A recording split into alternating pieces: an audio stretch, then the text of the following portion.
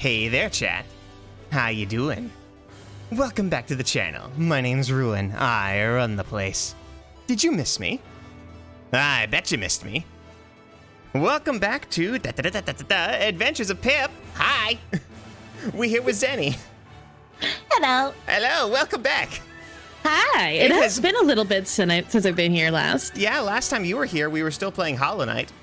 Yes. And so, you were struggling against the pain and suffering. I was struggle bussing. Oh my goodness. And guess what? There's more struggle bus. Yay! Oh, yay! What is it? Is this going to be a running gag that every time I come on, you're doing some horrible, torturous platformer? Essentially, because horrible, torturous platformers are going to be where I have most of my guest stars. Because they allow people to be distracted while I do the same thing 37 times. Oh, goodness. Imagine next time you're going to be doing this, you're going to be playing Getting Over It. Oh, no. I am sane. Oh, my. No. But Bennett Foddy. Yeah, no. I hate Bennett Foddy. I hate the concept of making a game angry for the purpose of being angry. But yeah. It's cathartic. Oh, yeah, I'm certain. It's just exactly why I never play it. So, everybody, we had loads of fun here. Zenny did this wild, crazy thing and decided to actually watch the first episode so she'd know what on earth we're doing. He's trying to save the... We're trying not to fall in lava because we need to save a princess who's been abducted. I think they're like by a witch or a queen. I watched it, like I literally did a refresher of the whole episode last night before I went to bed. So like we're out here to save the princess, but we have a cute little pixel child who is going to save the princess. I'm not sure if they're like love interests or if they're siblings or whatnot, but either way, they're heckin' adorable. Oh no. Okay. All right, I need to be big boy so I can push this. So yeah, it was fantastic there. Yeah, we have Queen Derezia who can steal pixels. All right, hop. I think this guy jumps higher, maybe. Ow. There we go. Got our first villager. Hey, Lamau. Oh my gosh, do you remember the lull random era of the internet? Yeah. This game almost kind of feels like that. Really? To an extent. Just a little bit. It has like that old school Newgrounds feel. Huh. To an extent, it kind of reminds me of like things like Super Meat Boy, if you've ever played that game. Yes, very much so. I know exactly what you're talking. Yeah. It has like old Congregate, like Newgrounds kind of feel. Not to say that that's bad by any means. Like that's kind of like a vibe, honestly. Yep. It's pretty all right. Oh, I believe in you. I believe. Boing. Yeah. Get this chest again. I do like the little shifting of the art style that we have going on with little Pip. Yep. Oh, I love that nonsense of just adding a few more. Oh, I didn't even need to kill that one. I didn't realize he was just there to show that these are dangerous. So you're getting a little bit more, like, almost defined, because, like, we start off as, like, 1-bit. Then we go 16-bit, and then, or we're at 16-bit now, I think. Ow. And then he has, which is, like, what is that? It's not 6-bit, it's 8-bit. Yeah. Yeah. And then we kind of go into, like, 16-bit. But, yeah, we gain new powers to get big boy as time goes along.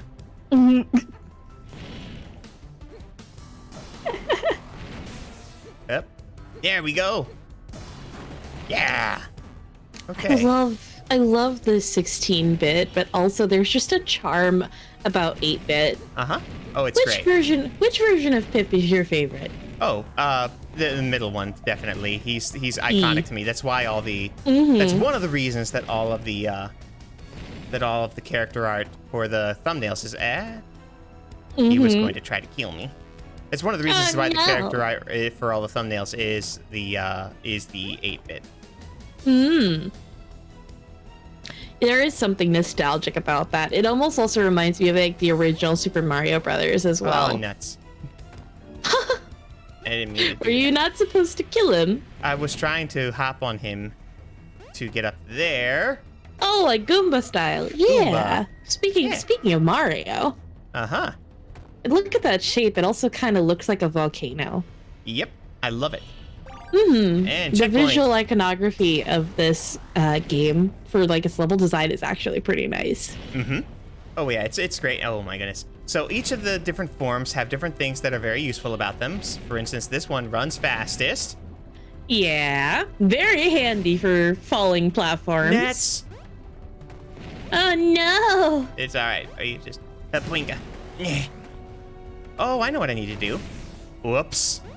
I blew him up. Oh no! Oh, I can almost hop across. Nets. Boing, boing. Is he not gonna revive? I don't think so. Oh, I just bounce. Hey, Just jumped. there Yay. you go. Nicely done, Ruin. Yeah, thank you. But yeah, so little one has the best jump. That was almost bad. That was almost very bad.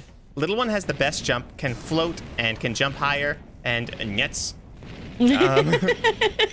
And nuts.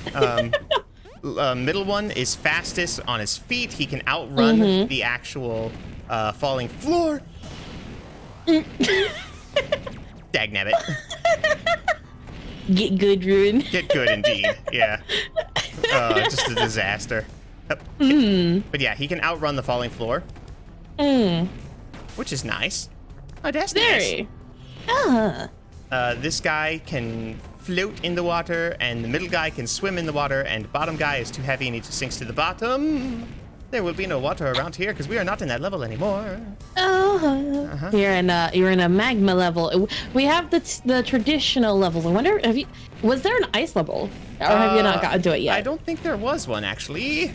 Old school platformers always usually kind of had like that kind of like dynamic, if you recall. We have like the lava level, we have the starter level, which is either a big old meadow or a plain.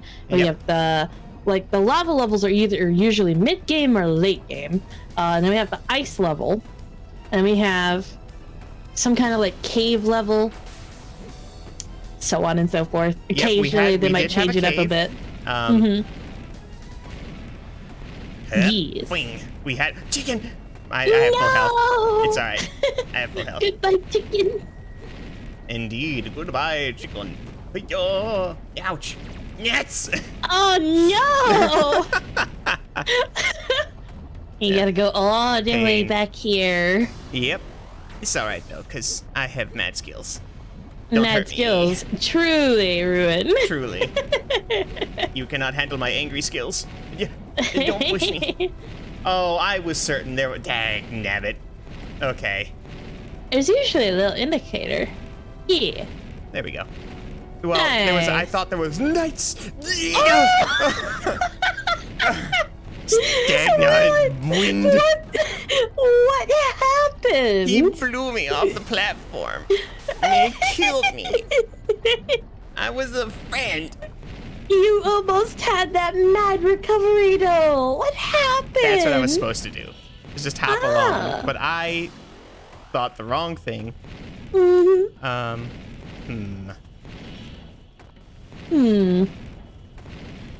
Gotta love these little block puzzles. Yeah. Oh, killed myself. Oh no! Crushed my head. Oh dear. That's gonna leave a headache in the morning. That's gonna, I think it's gonna leave a headache now. Are you feeling it now, Ruin? I knew, like, the first word in there, I was like, dagnabbit. Why did I entertain this? I was actually referencing Balto, though. Yes, I actually, did you know that Balto was my favorite movie growing up as a kid? I had no, oh, yikes. Okay. I had no clue, yeah, but I loved Balto. It was great. I was obsessed with that movie as a kid. Yeah? Oh, you know what? I wonder if I was supposed to grab something out of here.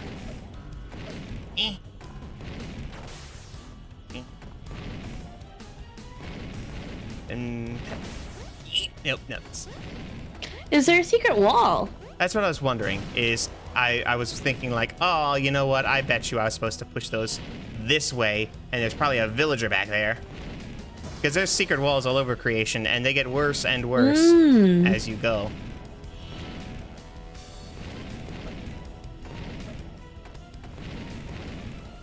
Could be. Yep. Considering the blocks are all strategically placed in a way where you could push them to where there's like a stairs kind of thing going on. Dagnabbit. Okay, so oh, you fell through that little crevice there. It's terrible. But at least I know where I'm going, which is good. I wonder what Pip's hitbox is if it changes between his 3 different forms. Oh, definitely, yeah. Because his top form is like twice the size of his bottom one, and he can get damaged in it. And I should have... Whoop. Wing. Hop. Wing. Boom. Oh, I lost my chance to get the money. It's fine. Ah. Cool. Cool. Cool. Cool. Cool. Cool. Ha-ha! Ah! We were right. But I am missing a villager. So, fiddlesticks. Maybe. How long are these levels usually? These little level segments? Well, this is the end of it right there.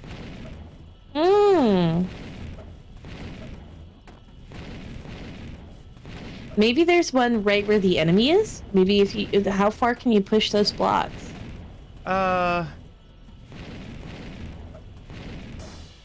No, there's no one here. What I can above do... him. Oh, I don't know. But I doubt there would be 2 secret rooms with the same puzzle in here. They're a bit more creative than that. Whoop. All right. I need to run faster. Dang it. Ruin. Oh. Don't notice me. Please don't perceive. There we go. Wait, maybe there's a villager in this little room segment? Possibly. Oh. Yep. Thank you. It saved me from having to go back here. Hey, let's go. I completely guessed. Uh-huh. I have not played The Legend of Pip before. It looks fun, though. Oh, it's great. I love it. It's funny. I got an upgrade that gives me essentially double health. Makes all the damages do half a heart instead of a full heart. And now I come to the lava level where it's all one-hit kill nonsense. That's how they get ya. Yep.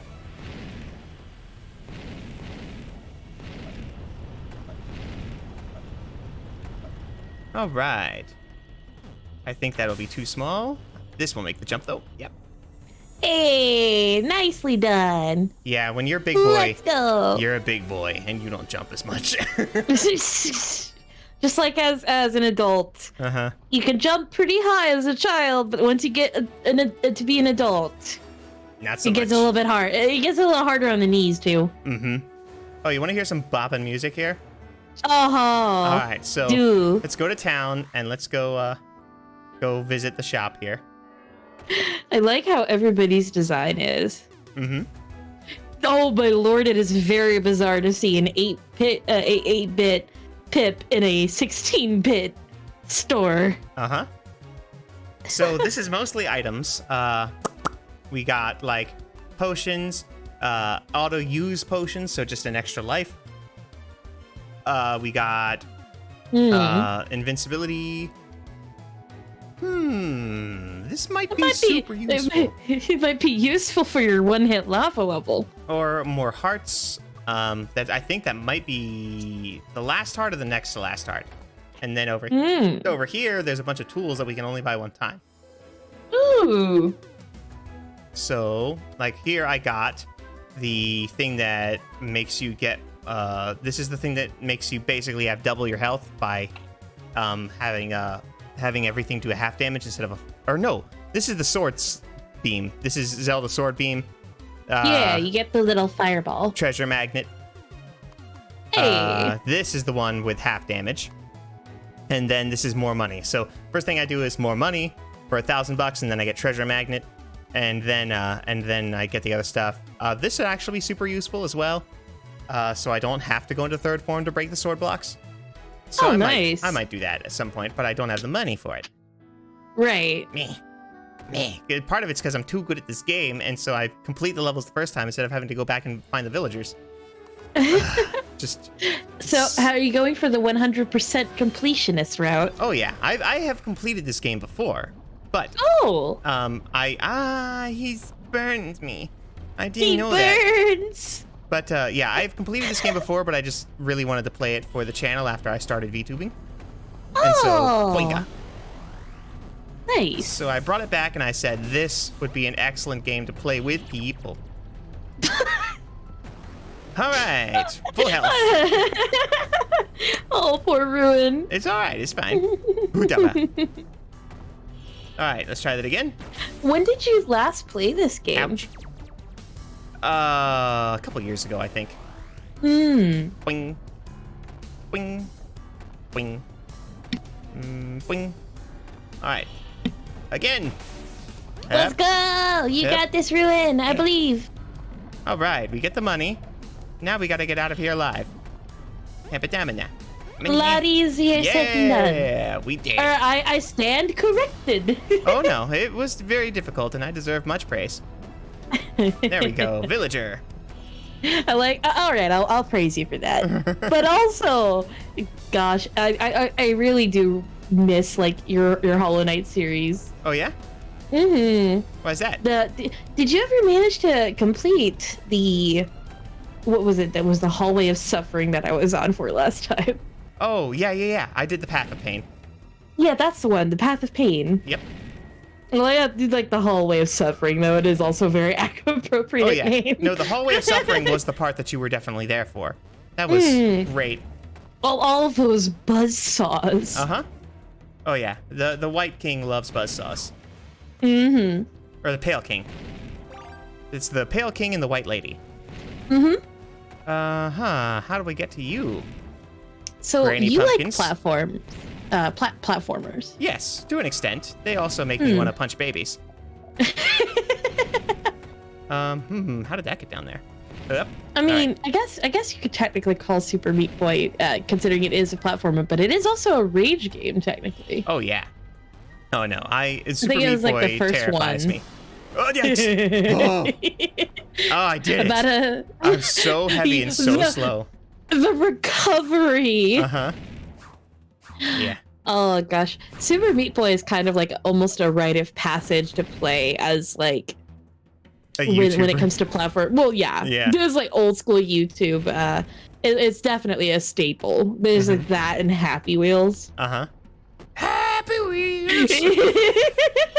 Oh, Sean, Jacksepticeye with his wonderful Happy Wheels series. Oh yeah. Wing. I think every YouTuber introduced their like Happy Wheels series like Jacksepticeye did. At least for a while. Ow. He hurted me. I thought we were friends. Lava's nobody's friend. Yeah. Fine. Unfortunate.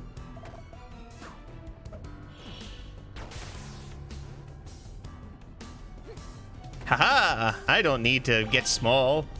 I can cheese it. Yes. All right, what's in here? I believe. Oh, hello, villager. That's the third one, too. Okay. Mid-size. Hep. Yeah. All right, we got all 3 villagers again because, oh my goodness, I'm hot. How did this happen? Oh, Ruin took my advice. You took my advice and got good. I did. Indeed, I did. Got of the good. And yes. Boing, pop. I want to see you play Dark Souls now. Oh, really? Yeah.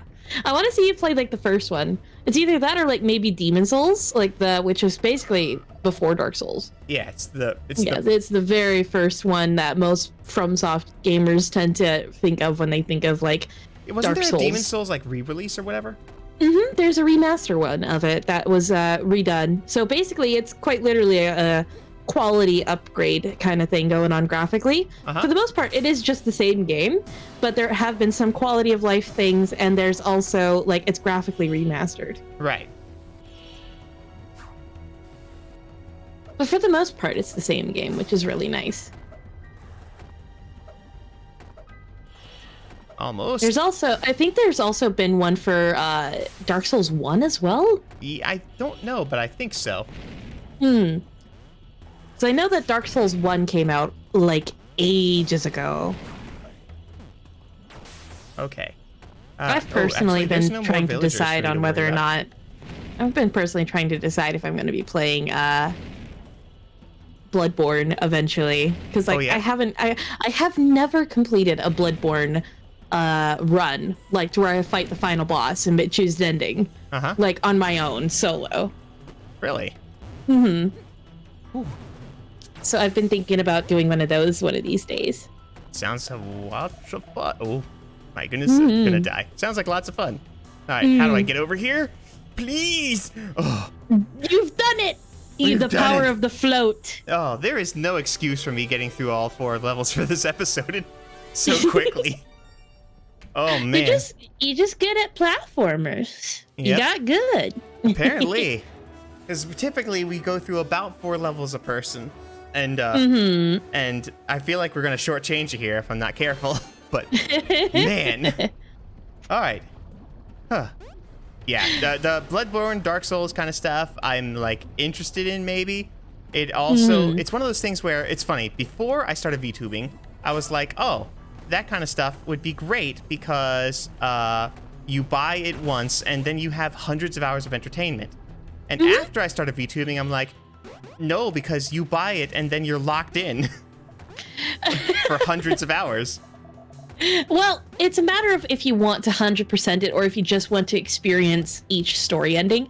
I personally would recommend if you like, there's a creator I watch called TV Skyen who has done a series called The Boss Designs of, and he has like FromSoft games. So he did one for Bloodborne, he did one for Demon Souls, and he did one for Dark Souls 1 and 2.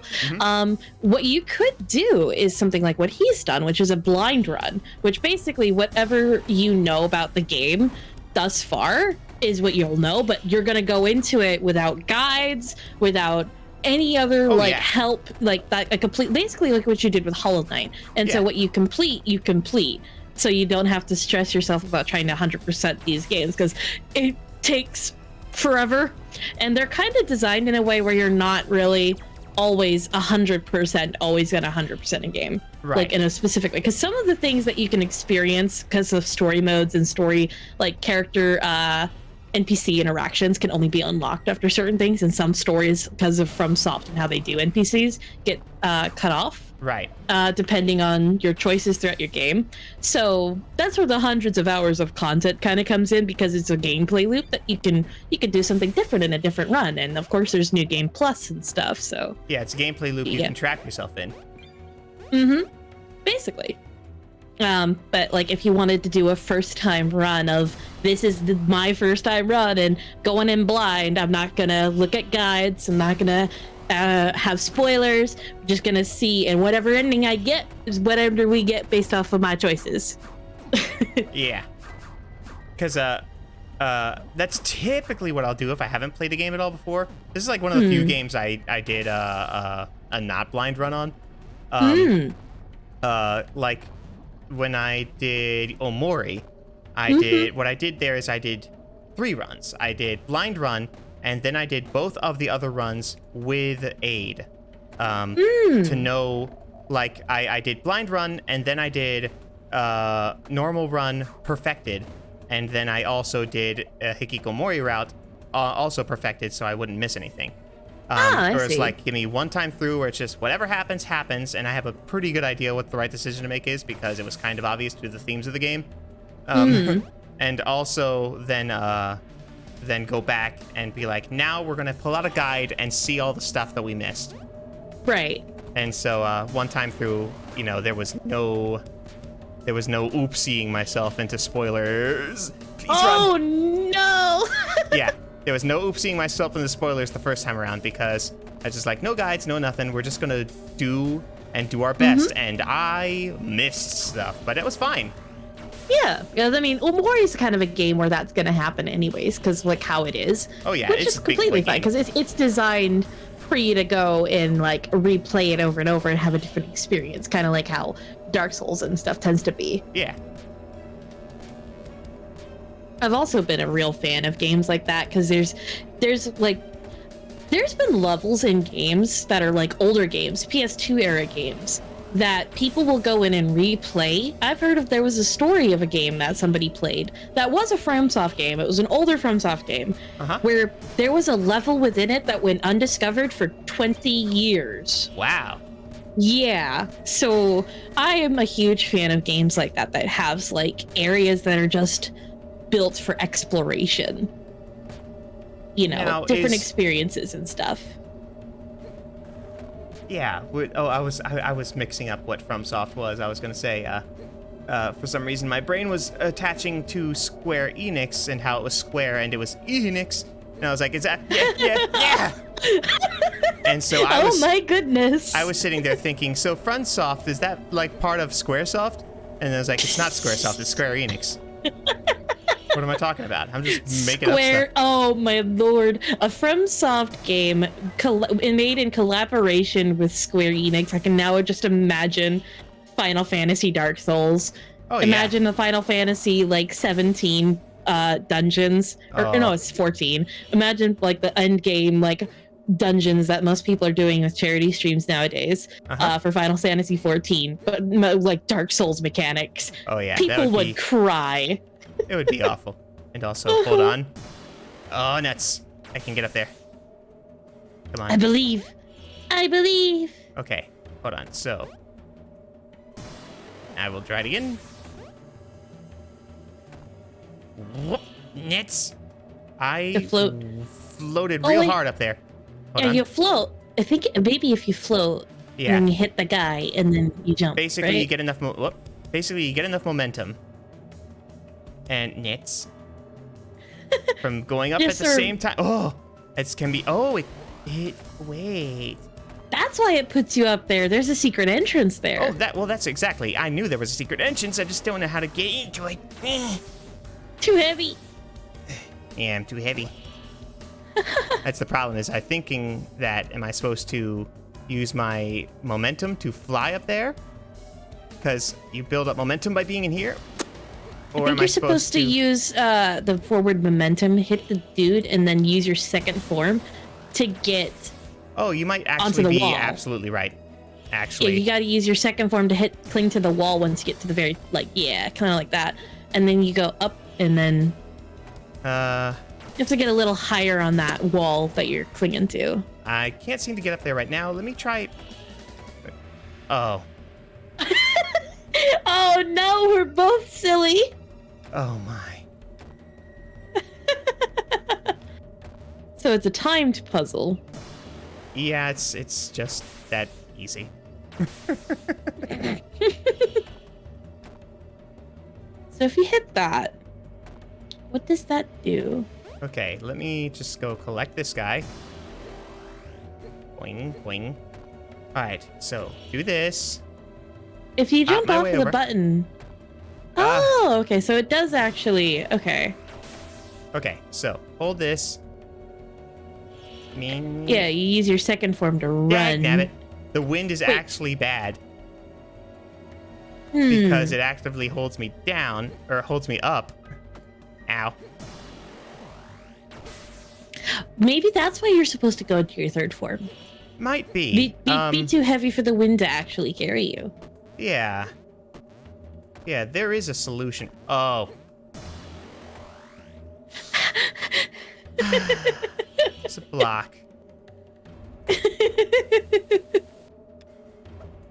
Dagnabbit.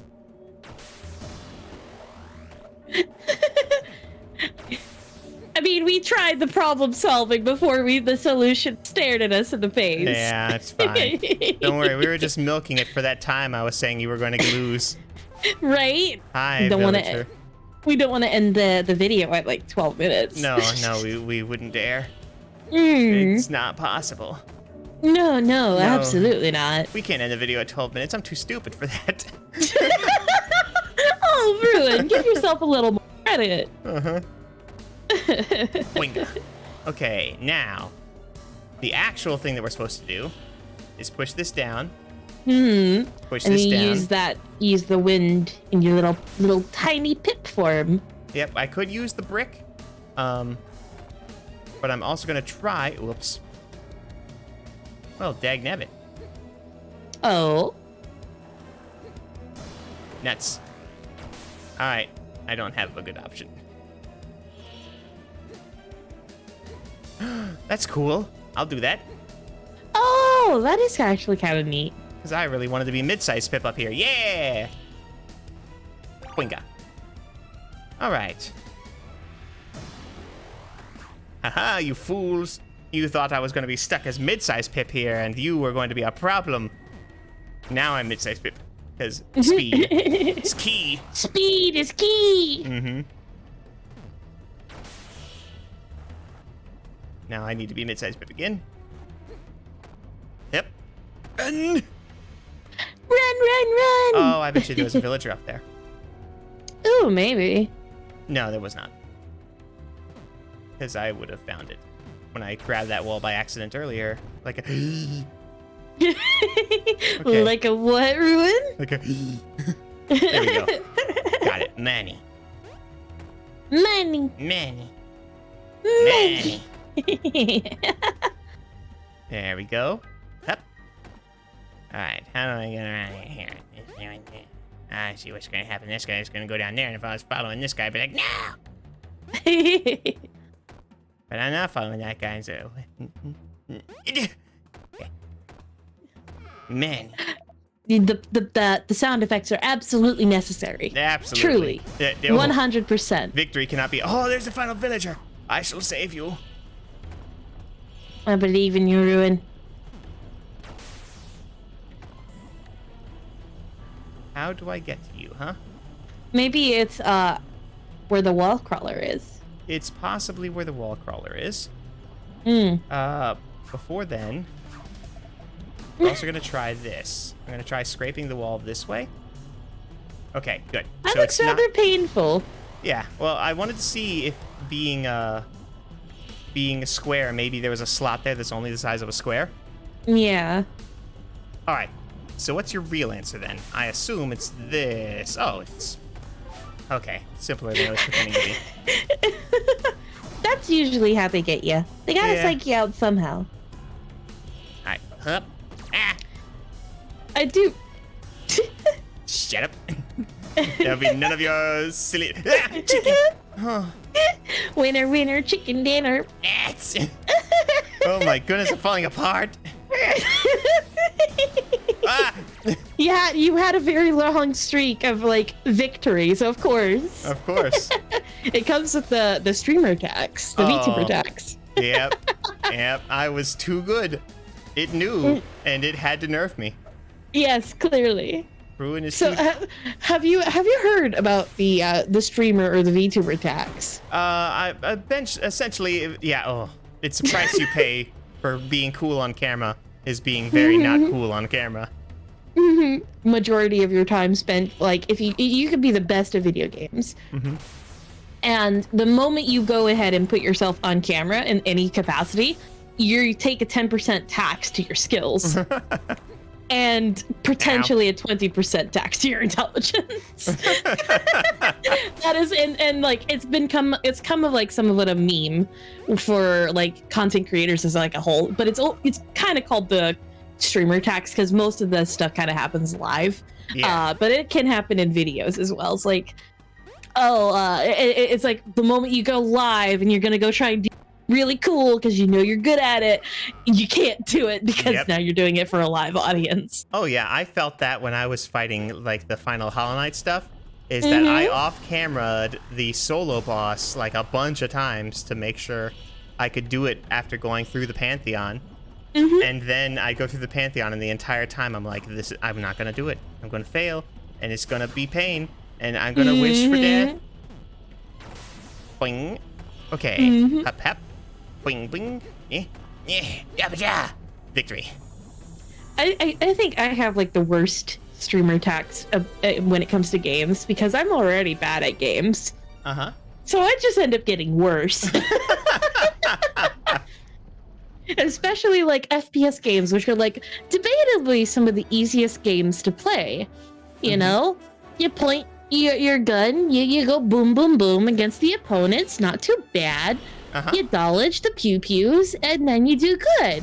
Yeah. I'm bad at all games, though, so that's not as easy at all. And then I decided to like suffer and torture myself by playing Alien Isolation, a horror game, a survival horror game on stream with a learning AI that adjusts to how poorly or how good I'm playing. So, like, when it adjusts to how poorly you're playing, do you mean, like, it'll be like, all right, we understand. Is actually so there's an interesting thing with the Aliens AI. Is that it tracks how your play style is, whether you're good or bad. Right. So it does. But there is an actual integral system inside of the Aliens AI, which is really fascinating. It's called the menace gauge. Right. So no matter what difficulty you're on, it will literally have a gauge that is slowly being monitored by a secondary AI system, and it will basically, if that gauge gets filled up to a point, it'll actively tell the xenomorph to back off and let you breathe. Right. So the xenomorph keeps track of how long it's keeping you scared. I see. It's so very if you do just suck at the game too much, it's like we're gonna lose. The bloom is gonna come off the rose here if we just stay scared all the time, and it's not gonna be scary. Pretty much, yeah. And that's another thing too in regards to like that's why Alien Isolation is a really, really good horror game. Is that it for knows a lot when of to people back is off. because it knows how to build and properly utilize suspense and tension, just like a really good horror movie does, to keep the viewers scared. Because it takes a heavy inspiration off of how the first Alien movie was in terms of how it plays with tension and release and suspense and stuff. It's really, really fascinating. Yeah, I don't think we've ever had, as far as in any games in the Aliens franchise has gone in a long time, I don't think we've ever gotten a faithfully, truly a love story successor of like the first Alien game in video game format, or like Alien movie rather in video game format. Because like the first movie is truly a horror movie, but then any other movie for the Aliens franchise is like it's an action film at that point, which isn't a bad thing at all. I'm a huge fan of Alien, right? But like the first movie is like that's a horror game, or not a horror game, a horror movie, right? And it's refreshing in my opinion. Yeah. But yeah, the Aliens AI is probably, and like this game is almost like 9 years old by this point, and there are still people who sing its praises of how good it is. Yeah, well, it was good. I mean, that's how it rolls. I really wish we could get a sequel. Dagnabbit. Oh no, it's all right. Oh wow, it's all the way at the beginning. I didn't hit a checkpoint yet. Yeah, this is the tricky part of some of this. We did actually eventually get a sequel of Alien Isolation, but nobody wants to acknowledge it. For good reason, honestly. It's the redheaded stepchild? Very much so. It's a mobile game. Oh. I don't know who in their right mind thought it was a reasonable thing to give a mobile game sequel to one of the best horror games ever. There's a mobile game Dead Space, too. I've heard. And it is lore necessary, basically. From what I understand. Or no, it's not a mobile. It's a rail shooter, and it might also be a mobile game. But it's like one of those things where it's like, is it lore necessary? No, but it's lore canon and expansive or whatever.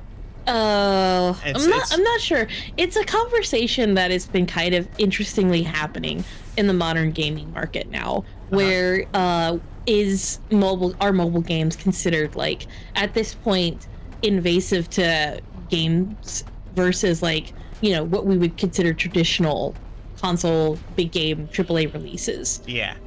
Like, should we consider giving mobile game sequels to big established franchises? Yeah. You know. I would hope not. I would say mobile game side stories. I would say like a side thing, something that would be set within the universe as something fun would be absolutely acceptable. I think that's great. Like Pokemon Go versus the main Pokemon series games. You wouldn't necessarily consider Pokemon Go a main series Pokemon game. I must admit, Pokemon could be a mobile game at this point. I would agree with that. Like at this point, it wouldn't be too far shot to be. There is a Pokemon Gacha game now. It's not it's not a gacha in the traditional sense of what you would think when it comes to Pokemon and what you would see in a normal gacha game. And yet at the same way it is, because whilst you're not collecting Pokemon per se, you're collecting trainers. Right. It's but there's also interestingly a Pokemon MOBA, which is something that's been out for a hot minute as well. You're talking about Pokemon Unite? Yeah. I could definitely see Pokemon being a gacha game though. Yeah. Like at this point, it kind of is to an extent. Well, it's just like the only thing that's really missing is the fact that you don't have to pay a bunch of money to get your Pokemon. You just got to go explore the games. Yeah. Well, the thing with Pokemon being a mobile game is that what I mean is that it's simplistic enough. It doesn't need the engine. There are mobile game like bootlegs of Pokemon out there that have been around for quite some time, actually. Yep. And like the way that it's like you see this a lot more with Pokemon mobile game ripoffs for like the basically Gen 4 era, where back before they switched over from 2D sprites to 3D. Yeah. And by the way, I like the sprites. They are so lively. I miss sprites. I feel like Gen 5 got a lot of unnecessary hate. Because I liked Gen 5. Gen 5 was the last time we had animated sprites. But it was the first time we had animated Pokemon sprites before they switched completely to 3D. Yeah. Generation 5 was Platinum, I think, right? No, that would be that was Gen 4. Generation 5 is Black and White and Black and White 2. They were like the most hated at the time because they did the first time they released, they did the controversial thing of limiting the Pokemon decks. I see. So the whole Pokedex situation that we had back with, you know, what was it? What was the Galar region? Yeah, Sword and Shield. That's not the first time that has happened. The first time that happened was with Black and White when it first released. So when Black and White first released, they decided to limit the players' Pokedexes to only region-only Pokemon. But you could get your Pokemon, you could transfer them in for competitive later. Right. And people were outraged, and they also weren't really a fan of the designs of the Pokemon either at the time. Yeah. Which I personally didn't see why, but that's because I'm older Pokemon fan that has been playing Pokemon since it came over into the West. Right. Really? I did that on purpose because I thought that I was going the wrong way to go right kind of thing, if you know what I mean. Oh, yeah. And then I realized, whoops, that thing I passed up there was the wrong way, so I need to go back and go the wrong way first. Oh, I see. You need to go the right way first. Run. Okay. Yeah, because I need to go the wrong way first so I can go get the villagers and the money. Oh, yeah. I see what you mean. Okay. Yeah. So, yeah. But it is interesting. So, like, in Gen 5, they did that. People were mad, and people started hitting on the... Right. Of, and it's just, like, basically everything that they did with Sword and Shield. Right. It already happened once, like, almost 10 years ago, which is hard to believe that Gen 5 has come out almost 10 years ago now. Yeah. I am old. I measure how old I am and how Pokemon has had. I am like a year younger than Pokemon has existed. Oh my. I have never gone a single day of my life without Pokemon. Run! Oh. Cutting it a little close there, buddy. Yep. Okay. Up. But So in Gen 5, we had nuts, I this should've gone that really way, then. interesting thing. Okay, so I needed to go back and go that way? Can you not hop directly up while holding onto a wall?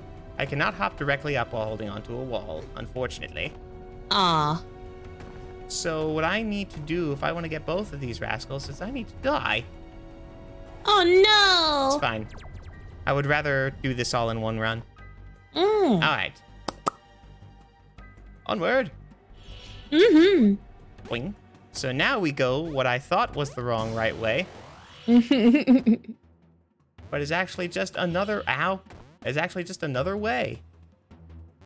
There is another. There is another. Bep, bep, bep, bep. Wing up.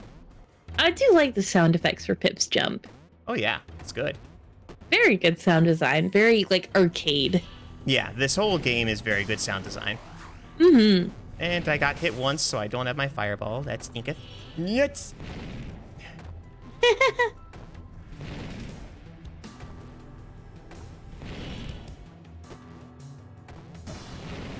Whoa!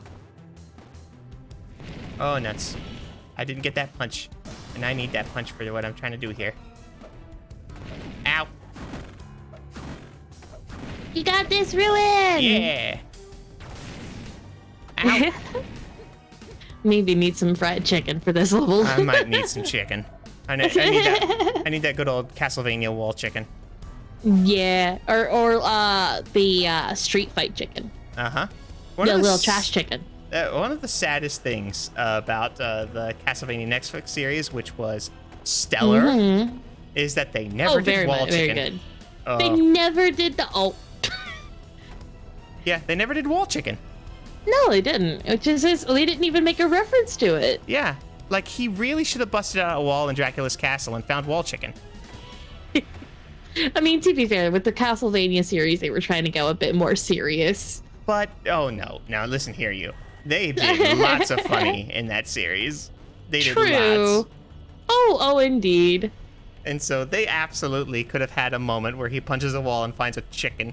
It's like, huh. Maybe not a cooked chicken, but like maybe they found like a vampire chicken because of something like a live vampire chicken. That would be wild. Like have like the running gag is that Simon cooks the chicken. Mm-hmm. Like he because his whip has got this fire thing going on that when he hits it against things like explode in a burst of flame. I love that. They could have had like a visual gag of he just finds this creepy demonic chicken in Dracula's castle, and then he goes he cracks the whip and he cooks it, and it's just like you know. I do love his whip and how he hits stuff, and he, like the very first time he hits the demon, and then it just like swells up and explodes, and he's consecrated. The animation of Castlevania is phenomenal. It's so good. It's ridiculously good. The art for it is fantastic as well. The art direction in Castlevania is like the anime is just gorgeous, and like the way that the fight scenes are choreographed is also really, really good. Oh yeah, so it's just lots and lots of delicious stacked on top of each other. Very much so. It's like a nice stack of pancakes. And everything else that we could say that's really praise about it is genuinely like syrup on top of that nice stack. Oh yeah, oh man, have you ever heard of Overly Sarcastic Productions? Okay, did you watch You Must Be the Belmont? No, I don't think I have. It's from their podcast, though, I know. Like that is I think it's an episode of their podcast. It's so good. It's such a really cool, thoughtful run through of everything. And it's just the best. But yeah, it's like, I love that they make a reference to that in the show, where they literally, I think they first introduce Simon as "You must be the Belmont." Yep. And so which is great. It's so funny because I've been rewatching the first arc again, and one of the things that kills me is that Blue Teeth has the best scene in the show, and then the lamest villain scene in the show. immediately in does. conjunction with each other. Death was very funny though. I have will not say. gotten to death yet, actually. I was watching it with a bunch of people, and we got cut off. And oh no, I can't say any more than all you need to know is that he is hysterical and he will make you laugh so hard. He will make you laugh so hard. I am looking forward to it. But, like, I'm gonna not spoil anything. Just know he's good. I appreciate that. But it was just so funny to me that Blue Teeth has in conjunction the best scene in the show of "This is an empty box," which that is such a good speech, and it's also so funny because it's like I was watching that and I was like, oh, these people actually know these people actually know what the book says. Okay, they did their research. And because the God is an empty box speech is like, oh wow, that's like every line of that you could probably hear come from an actual church about like this is where it could go. And it's like a proper sermon. Oh yeah. It's very much just so because it's a direct correlation to an actual event in the Bible of a bunch of Paul goes to some place and there is some Pharisees there and they try to cast out this demon in Paul's name and they're all like, we know, they said, the Jesus who Paul preaches or something like that, and the demons all like, we know who this Jesus is and we know who Paul is. Who are you? And then goes and kills them. It's just like I love my favorite part as well in this series so far that I have seen I think it's from season 1 where we literally have like the scene where the preacher who ended up basically ordering Dracula's wife to die. Yes. He thinks that she's a witch. Right. And so he thinks everything he's done is just, and then there's that righteous comeuppance that he gets. It's satisfying, you messed up. Yep. When the demon literally thanks him because it was his actions that released them. Yep. Because he made Dracula angry enough to say, all right, I'm done giving humanity pity. Yep. You guys killed my wife. That was it. That's the scene. That is God this God is not here. This is an empty box. It's because he comes in and he's all like, you cannot enter a house of God. And he's like, God is not here. This is an empty box. Yep. And it's like yep. And it's just like, I think the best part is like I think if I remember right, the demon basically tells the priest, he's like, God left your house the moment you decided to kill the wife of Dracula. It's not maybe that exact phrasing, but it's pretty much mocking him of like, yeah, no, God was not even. Yeah, he mentions that with the whole. He said your God's love is not absolute. He said he does not love us and he does not love you. Yeah, and he's like, my life's work is in his name. He's like, your life's work makes him puke. Basically, it's really funny because then the demon and then there's like that truly creepy, because it gets really creepy. Yep. Too, where the demon kills him because he says, "But we love you." Yep. And then he embraces you. He gives in and then he just eats his head. Like, beautiful. One of the funny things is I thought that so the bishop. Brutal. Yeah, I thought the bishop was going to be a long-standing antagonist on the church side. I really like that they gave us basically a twist and that he wasn't. Yeah, that they gave us such a twist that he was gone in episode 3, and because it seemed so much like there was going to be the demon side. Yep. Oh, he was built up so well, and they even call back to him several times. He gets more speaking lines when they do flashbacks and everything, but. Yeah, it's so interesting that like it seems so much that he is built up to be. There's going to be 3 seasons of here's the demon side and the things you got to fight there, and here's the church side and all the corruption you got to fight there, and it's just like, nah. And then you just have your average people in the middle who kind of are stuck Can't do really much of anything. And then you have the true legendary hero squad of Simon, the Oracle lady, whose name I'm missing. I'm so sorry. And then you also have, of course, Alucard, and like the three most absolutely unlikeliest of heroes, as unlikely as possible. When we first get introduced to Simon, he is literally throwing up as a drunkard. Oh yeah, in a bar. When we get first introduced to Simon, it's so great because before he meets Sypha, he's in that bar listening to two people complain about their goat.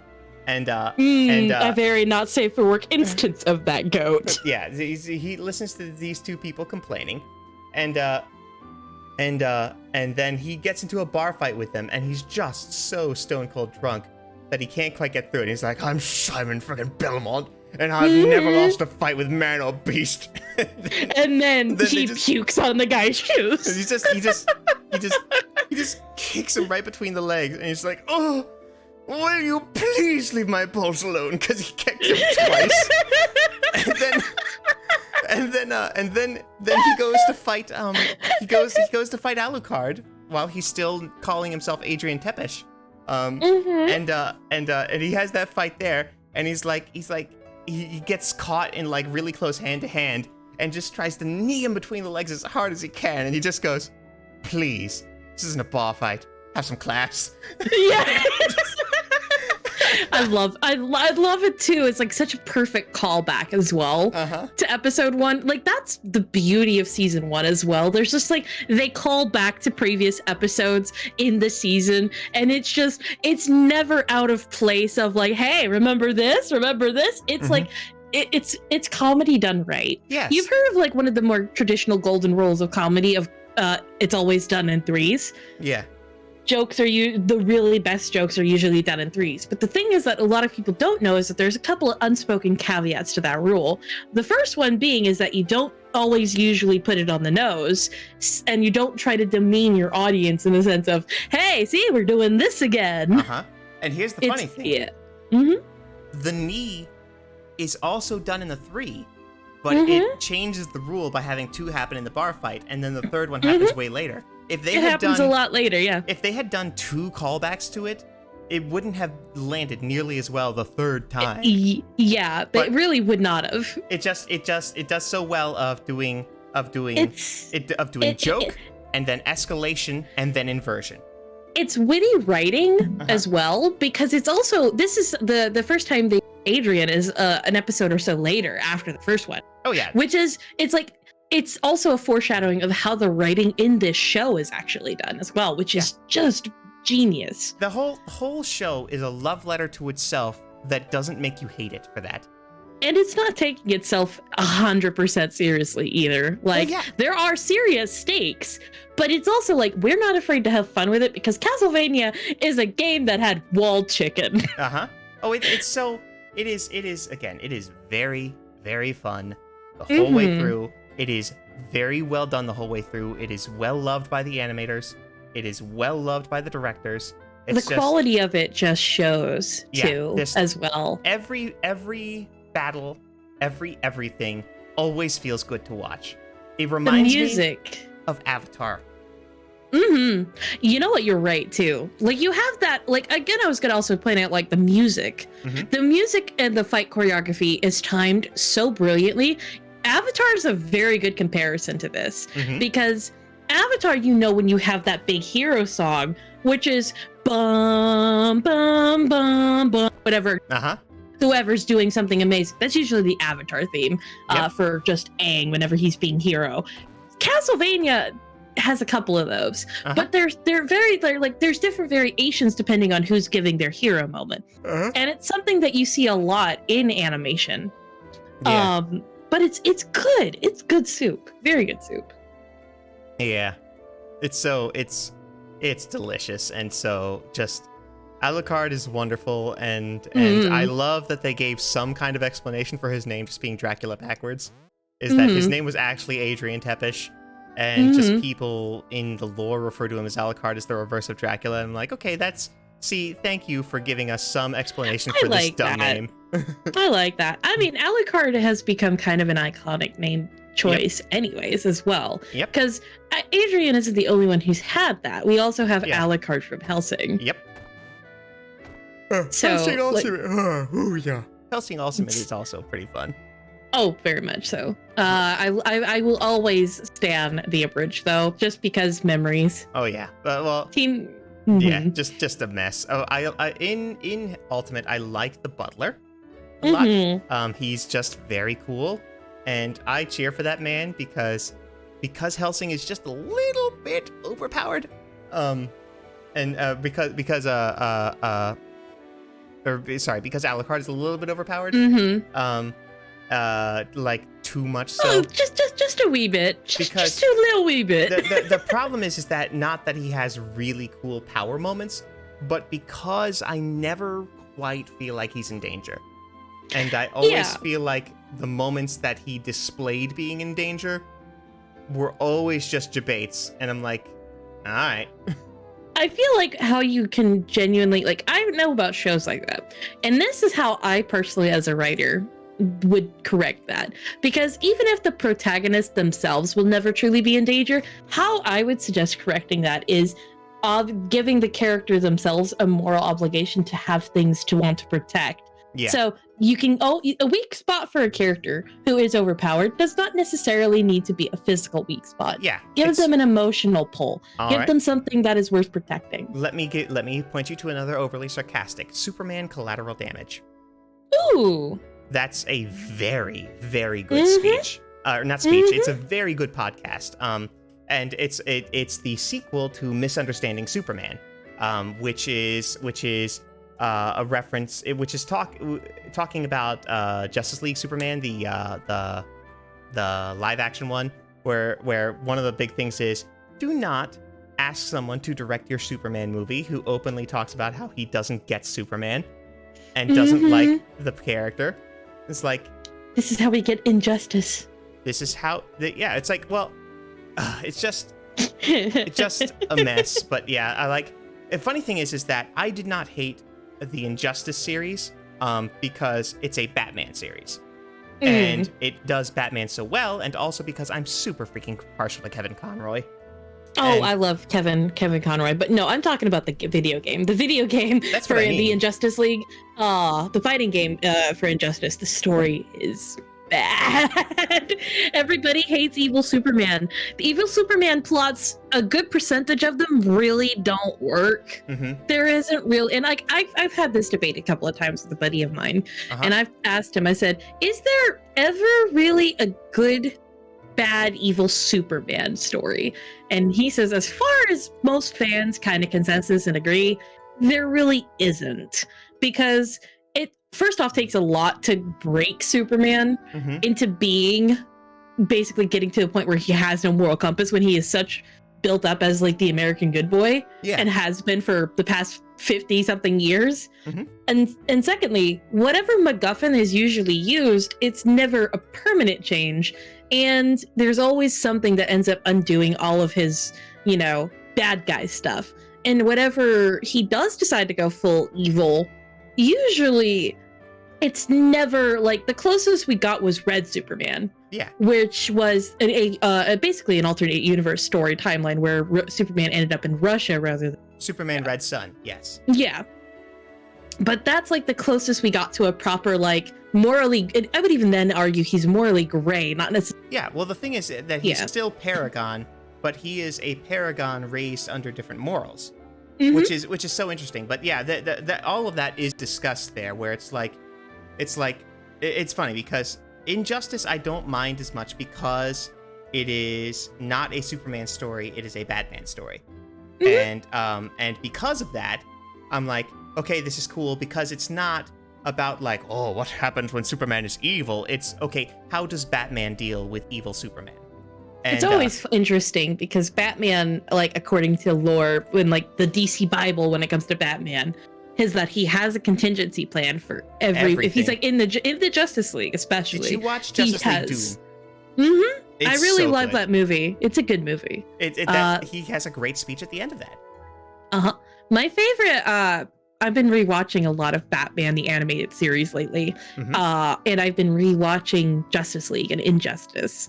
There's an episode set in like basically an Injustice world where we end up getting all of our heroes teleported to a world where the Flash ends up getting killed. Right. And then you got a Batman who, like, he had basically killed his entire Justice League because they all basically Flash being the glue that held everybody together. When he died, everything just kind of fell apart. Yeah.